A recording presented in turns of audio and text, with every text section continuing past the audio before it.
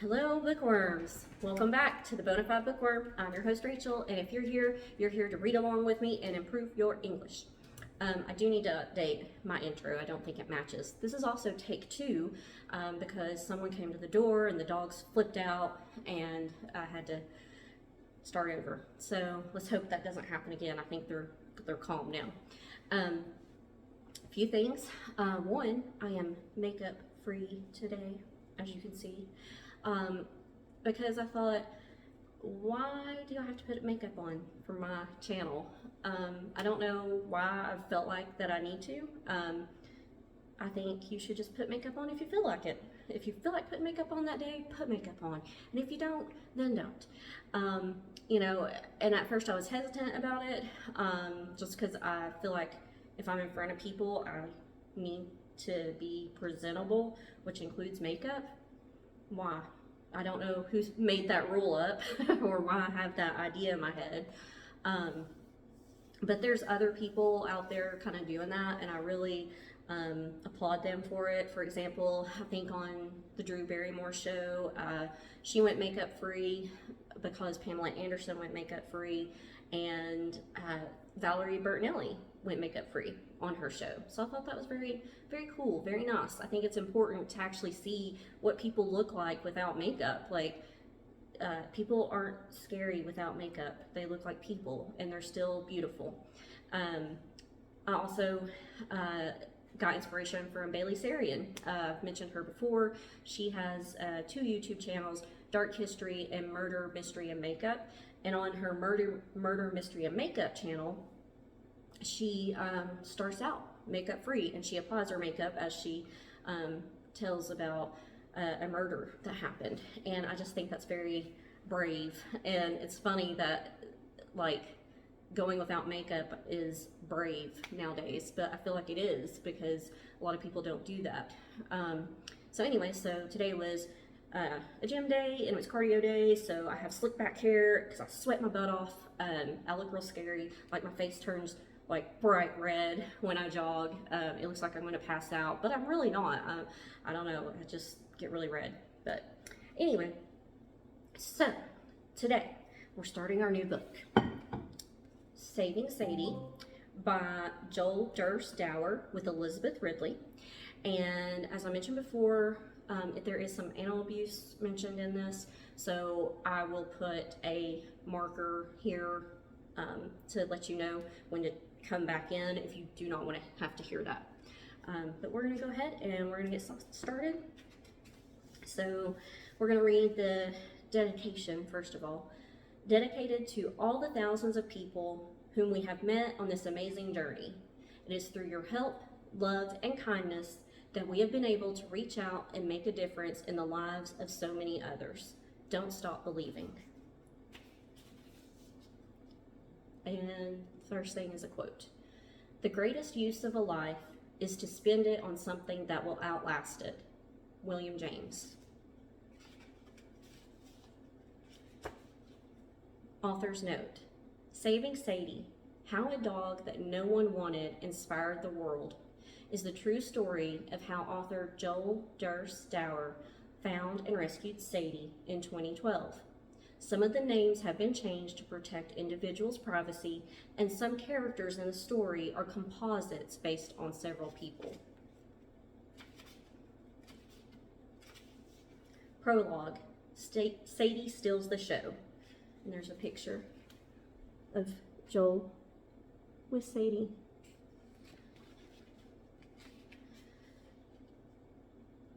This is, and it has an overleaf explaining where they were at. Joel and Sadie at GAB, Generations Against Bullying event, April 2016. Photo courtesy Valerie Alba. Sunday, April 24th, 2016. My heart races, my throat is parched, and the butterflies in my stomach have morphed into fruit bats as the gleaming glass elevator whisks us up to the pilot house, the elegant circular ballroom that extends from Milwaukee's Discovery World Museum and Aquarium out over Lake Michigan, hovering above the choppy waves. Catching my reflection in the glass, I smooth my little black dress, fluff my shoulder-length blonde hair, and toss the long pink feather boa over my shoulder. I glance down at my beautiful canine companion, Sadie, in her specially blinged out wagon, and draw strength from her calm, steady presence. What a pair we make. Me in my black dress and fluorescent pink boa, and she in a hand-stitched, crushed velvet bodice and cape dress, the skirt hemmed in bright pink rosebuds with matching pink marabou feather wristlets and a pink and faux diamond collar. Are we ready for this? I ask her, genuinely concerned. She wags her tail and barks, reassuring me that we'll be fine. After 4 years together, we've developed a kind of emotional shorthand, a means of communication that bypasses language and allows us to connect directly, heart to heart and soul to soul. We're on our way to a fundraising event for GAB, Generations Against Bullying, a nonprofit anti-bullying organization for which Sadie serves as a peer ambassador, highlighting the connection between bullying and animal abuse while teaching kids to become upstanders, not bystanders, who do the right thing when they see animals or other kids being bullied or hurt. Sadie and I appear at dozens of events and venues every year, but today is special. It is Sadie's rebirth day, the 4th anniversary of the day we first met and she turned my life around. Today is also special because this event will feature the world premiere of a 6-minute short film all about Sadie, with Sadie herself hamming it up in the starring role. The glass elevator shudders to a halt, and in the moments before the doors open, I bend down and whisper in Sadie's ear, just as I have done so many times before, "Okay, girl, it's showtime." She knows the drill by now and responds with another chirpy bark and enthusiastic wag of her tail. The doors slide open, and as I pull Sadie and her wagon out of the elevator and along the red carpet toward the center of the ballroom, the onslaught begins. "Sadie, Sadie, over here, no, over here. Can we get a photo, please? Smile, Sadie, and say cheese." Cameras flash, champagne flows, and the paparazzi jockey for position, elbows darting and flying in their push to get the perfect shot of Sadie, the evening's shining star. My head spins as I attempt to take in all the sights. The pilot house is draped with long, colorful sashes, festooned with bunches of black and red balloons, and absolutely jam-packed with the Midwest movers and shakers, celebrities from the political, philanthropic, and media worlds, including Wisconsin Governor and former presidential candidate Scott Walker, his wife Tonette, longtime local TV anchorwoman Carol Meekins, and Terry Jundisa Nicolay, domestic abuse survivor and renowned public speaker. And yet all attention is riveted to the two of us on the red carpet, and in spectacular Sadie, just an unassuming, medium-sized, black and tan dog, sitting up straight and proud in a child's pull wagon, her intelligent honey brown eyes shining, ears flopping forward, and tail eagerly wagging. She demonstrates no fear, no nervousness, no uncertainty. Even with the crowded press of people, the noise, the activity, the lights, it is as if she were born to do this. Because, in fact, I believe she was born to do this, spreading her important message of hope and faith and perseverance, of never giving up, even in the face of overwhelming odds. How honored and humbled I feel to be Sadie's mom, the human she chose, and there can be no mistake about it. I did not choose her. She chose me, to be her companion, champion, advocate, and partner in crime for life. But how different it all seemed 4 years ago tonight, when she lay lifeless and defeated in my arms, paralyzed, filthy, despondent, and incontinent, the victim of horrific abuse, and her future appeared to be measured not in years, months, or even days. Mere hours remained until her scheduled rendezvous with the euthanistic needle. Isn't it incredible how the miracle of love can so completely turn two lives around? My reverie is interrupted by a sudden, shy but intent tug on my boa. I glanced down to see an anxious little boy, maybe 7 or 8 years old, in a navy blazer, shiny new shoes, a bow tie, and thick black-rimmed glasses. "Excuse me, but can I pet her, please?" he asked, pushing up his glasses.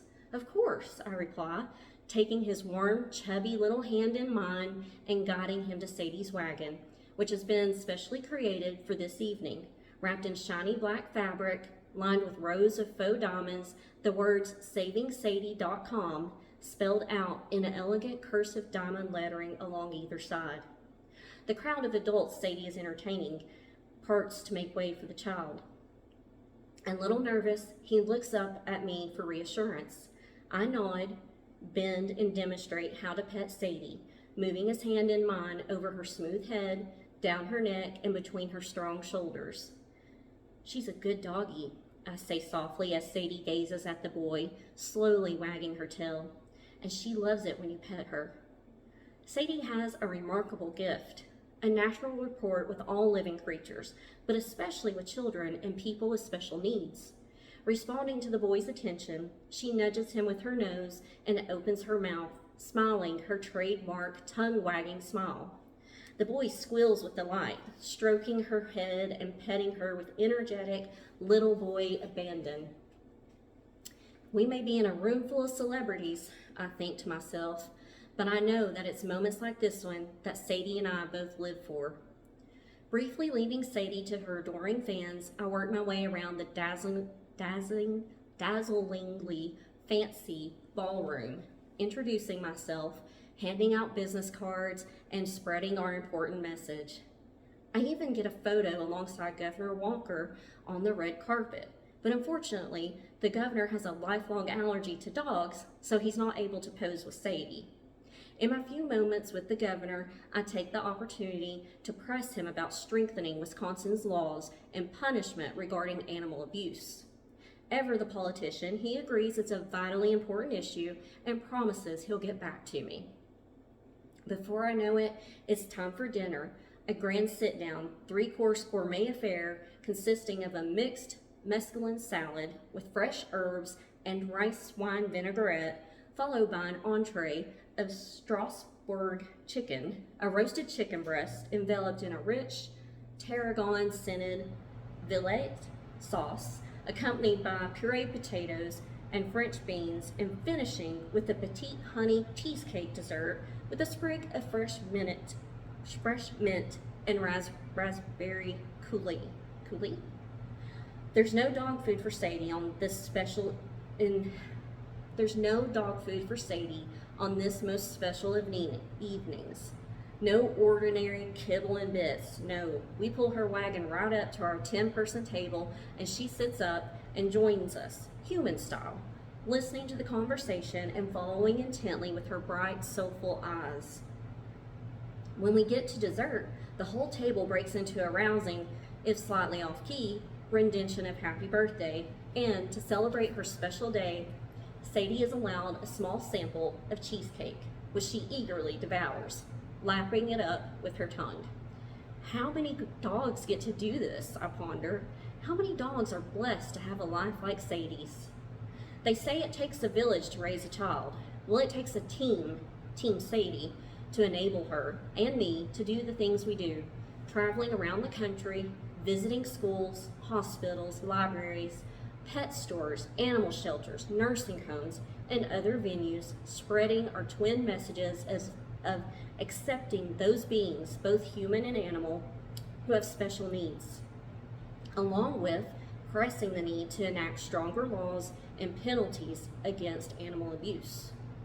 I feel especially blessed this evening to have with me several key members of Team Sadie. Jeff, my trusty dog sitter, a soft-spoken Vietnam vet with mighty struggles of his own, who nonetheless is indefatigable? I'm not sure I'm saying that right, in caring for Sadie and my other fur babies when I am at work. My gentle and generous sister, Marnette, who traveled all the way from South Carolina to be here tonight, and who was one of Sadie's earliest champions, encouraging me to keep fighting for Sadie, even when all hope appeared to be lost. Valerie, Sadie's dedicated social media guru, comedian Dobie Maxwell, friends and supporters Cindy and Brad, Dr. Jody, the only vet willing to give Sadie a chance when other vets recommended euthanasia, and Katie, Dr. Jody's right-hand person. We were just finishing dessert when the lights suddenly dim and the chattering crowd of several hundred, falls breathlessly silent. Dark curtains whisk elegantly across the floor-to-ceiling windows, obscuring the 360-degree view of Milwaukee's cozy harbor at twilight as two giant screens at the front of the room flash, sputter, then flicker to blazing life. After a brief intro from the film's writer and director, GAB Board Chairman Bill Eisner, the somber narration begins as the soft, gentle voice of a young woman speaks Sadie's thoughts aloud. The other day, I heard someone talking about how lonely they were. They said they were sad because people were making fun of them, saying really bad things about them, things that weren't even true, things that hurt a lot. They said that had gotten so bad they didn't even see the point in living anymore. Beautiful sun-kissed images of Sadie fill the screen as the voiceover explains how Sadie's first owner shot her and left her for dead after she gave birth to a litter of puppies. I remember feeling totally alone, abandoned. I couldn't understand how someone could be so mean to me. I hadn't done anything to him. It was getting darker and colder, and even though I didn't want to leave, I could feel my world slipping away. I started feeling sad, thinking about all the things I would miss if my life ended that night. What I didn't realize was that there were people who heard the shots and came running to see what was wrong, came to see if they could help me. They didn't want the bully to have the last word. I watched the screen in awe as Sadie gives Lassie a run for her money in the acting department, reenacting key moments from her life on film, lying prone and lifeless in a pile of leaves with pretend blood marring her forehead, being carried into therapy at Dr. Jody's, swimming in the pool at Think Positive, curling up in my arms as we watch the sunset at Bradford Beach. The darkness of the ballroom magnifies sound, and I can hear people sniffling, coughing, and clearing their throats during the video's most heart-rending moments. Glancing around me, even in the dark, I catch sight of a few glimmering cheeks and tissues surreptitiously dabbing moist eyes as Sadie's remarkable story plays out before us. I reach over and stroke Sadie, sitting up in her wagon beside me and intently following the action on the screen. Sadie, everyone watching this film thinks that I rescued you from certain death, but you and I both know that in fact it's the other way around. You rescued me. You changed my life, giving me meaning and purpose, opening my heart to people and ideas and possibilities I could never otherwise have imagined. And yet it was all so very different 4 years ago when a brief stop at a no-kill shelter in Kenosha, Wisconsin changed not only my life, but also the lives of thousands of other people around the world forever. Ooh, I'm getting choked up. And I've read this before. We're gonna stop there. That was page 9. So we'll stop there. It's a good place to stop. It's stopping, so we'll stop. And we'll pick back up next time. I'm gonna be traveling next week, and like I said before, I'm having trouble with pre-recording because I don't have enough storage on my phone or my Google and all that, because I never want to get rid of anything. I'm always afraid I'm going to lose it. So yeah, I'll try to pre-record some for next week. I don't know if it'll work out or not, but hopefully it will, and hopefully I will see you back here next time. But until then, I hope you have a great day, week, month, year, wherever you're at. I hope it's great, and I hope you come back. Bye.